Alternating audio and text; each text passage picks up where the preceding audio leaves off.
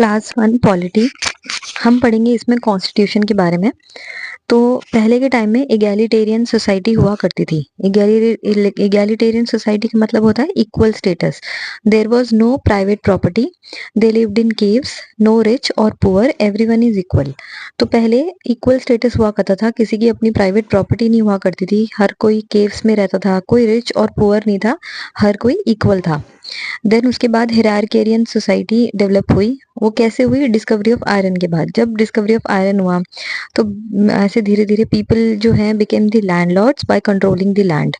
तो लैंडलॉर्ड्स बनने लग गए, तो ऐसे एक हिरार्कियन सोसाइटी होने लग गई। ऐसे ही फ्यूडलिज्म की वजह से और फिर मोनार्की होने लग गई। तो अब हम क्वेश्चन है, why do we need constitution? Natural tendency of any society is to move towards entropy. Entropy means destruction या एनार्की। तो किसी भी सोसाइटी की एक नेचुरल टेंडेंसी है टू मूव टुवर्ड्स एंट्रोपी, मतलब डिस्ट्रक्शन की तरफ मूव करना। Constitution is necessary to ensure the sustenance for longer period of time, rule based governance. Constitution हमारे लिए क्यों नेसेसरी है? ताकि एक सस्टेनेंस कर सके, लॉन्गर पीरियड ऑफ टाइम तक हम सस्टेन कर सके अपनी सोसाइटी को, एक लॉन्गर पीरियड ऑफ टाइम तक करें, एक रूल बेस्ड गवर्नेंस हो। As human beings, we are always guided by self-interest. There is every possibility of self-interest transforming into selfish interest. तो जो ह्यूमन बीइंग है वो हमेशा सेल्फ इंटरेस्ट की वजह से काम करता है, कुछ जो भी करता है।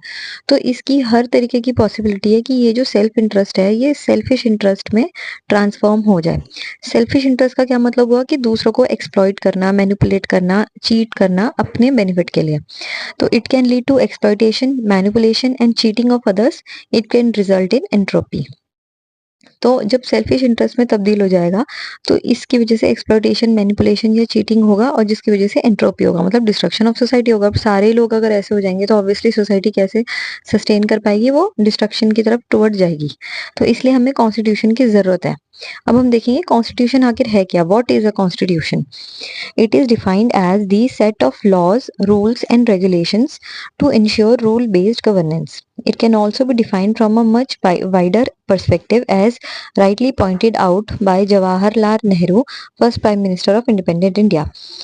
Constitution is not a mere law book, but it is a dynamic living organism. It defines the soul of the constitution. ठीक है, सोल ऑफ द कंट्री।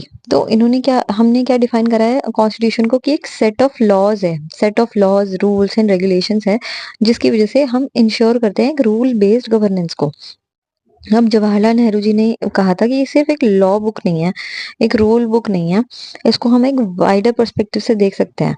उन्होंने कहा था कि ये एक डायनेमिक लिविंग ऑर्गेनिज्म है, मतलब एक लिविंग ऑर्गेनिज्म है जिसकी एक सोल जो है वो हमारी रिफ्लेक्ट, मतलब ये डिफाइन करती है हमारी कंट्री की, नेशन की सोल को।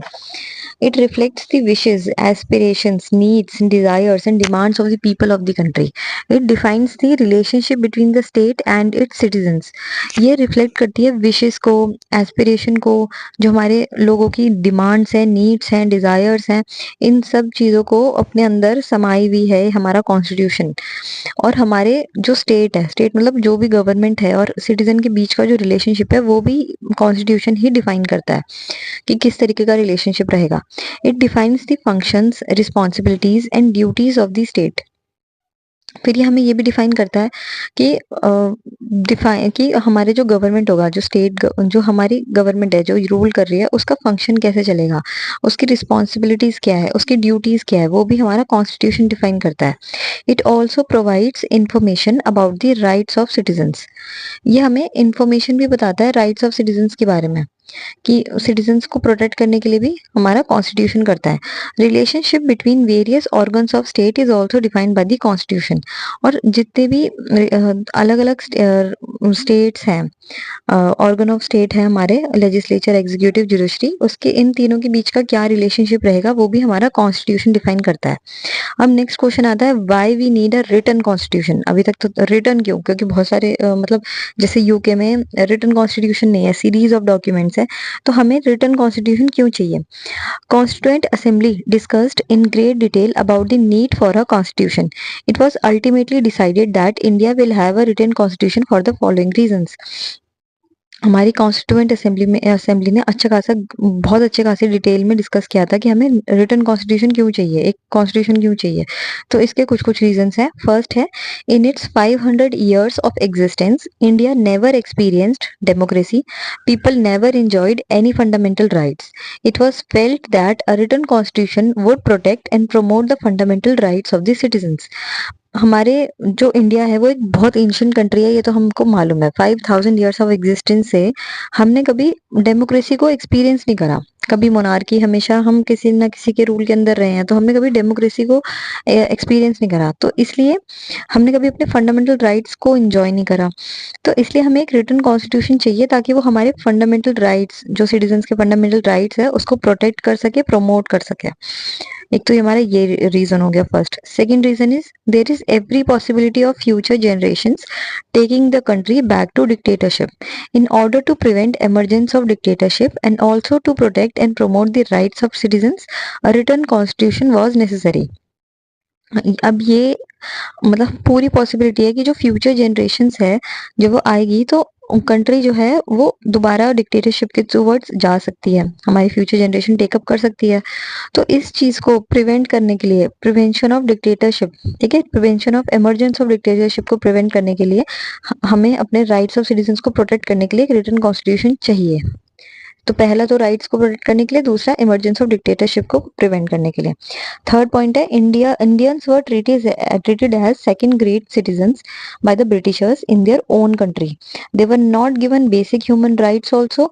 Our constitutional forefathers felt that it is the primary responsibility of the future rulers of independent India to protect and promote the fundamental rights of its citizens.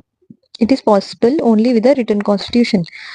तो Britishers के time पे जो हम Indians थे, हम खुद ही एक सेकंड ग्रेड सिटीजन्स की तरह ट्रीट करे गए थे बाय ब्रिटिशर्स, बल्कि हमारे अपनी ही कंट्री में हमें बेसिक ह्यूमन राइट्स भी नहीं दिए गए थे। हमारे जो कॉन्स्टिट्यूशनल फोर फादर्स है, इस वजह से उनको एक एक ये नेसेसरी ये फील हुआ कि हमारी प्राइमरी रिस्पॉन्सिबिलिटी हमें एक इंडिपेंडेंट इंडिया की होनी चाहिए कि हमारे फंडामेंटल राइट्स को, हमारी डिग्निटी को प्रोटेक्शन और प्रमोशन मिले, तो फ्यूचर रूलर्स ऐसा ना करें, ठीक है।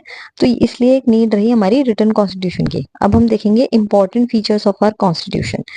Important features of our constitution क्या है? फर्स्ट है रिटन कॉन्स्टिट्यूशन, रिटन फॉर्म में है। Separation of powers between the three organs of the state, जो कि है लेजिस्लेचर, एग्जीक्यूटिव, जुडिशरी। फिर है इंडिपेंडेंस ऑफ जुडिशरी। फिर है जुडिशियल रिव्यू, फंडामेंटल राइट्स और directive principles of state policy, DPSPs. फिर हम देख सकते हैं फेडरलिज्म भी है। और फिर है लोकल सेल्फ गवर्नमेंट, जो कि 73 एंड 74th अमेंडमेंट से आई थी। तो ये सब हम देख सकते हैं। और लास्ट है क्या है? Inherent checks and balances within the system. और लोकल सेल्फ गवर्नमेंट में ये है कि पॉलिटिकल डिसेंट्रलाइजेशन और डेमोक्रेटिक गवर्नेंस। तो बेसिकली 9 पॉइंट्स है ये कि हमारे पास रिटन कॉन्स्टिट्यूशन है, हमारे सेपरेशन ऑफ पावर्स है between the three organs of the state, जो कि है लेजिस्लेचर, एग्जीक्यूटिव एंड जुडिशरी। फिर जो हमारी जुडिशरी है वो इंडिपेंडेंट है, हम जुडिशियल रिव्यू कर सकते हैं। हमारी फंडामेंटल राइट्स दे रखा है, डीपीएसपीज दे रखे हैं, फेडरलिज्म दे रखा है, लोकल सेल्फ गवर्नमेंट दे रखी है, जो कि 73 74 अमेंडमेंट में आई थी।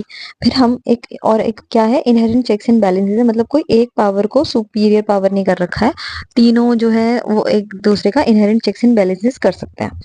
अब हम पढ़ेंगे कंसेप्ट ऑफ कॉन्स्टिट्यूशनलिज्म क्या होता है।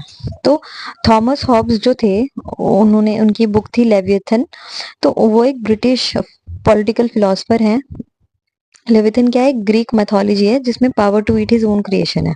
तो थॉमस हॉब ने ये कहा था कि मतलब उन्होंने एक ये दे रखा है कि एक सोसाइटी का कैसे सिस्टम चलता है, वो सब इन्होंने दे रखा है, ब्रिटिश पॉलिटिकल फिलोसफर ने अपने बुक में, लेविथियन बुक में।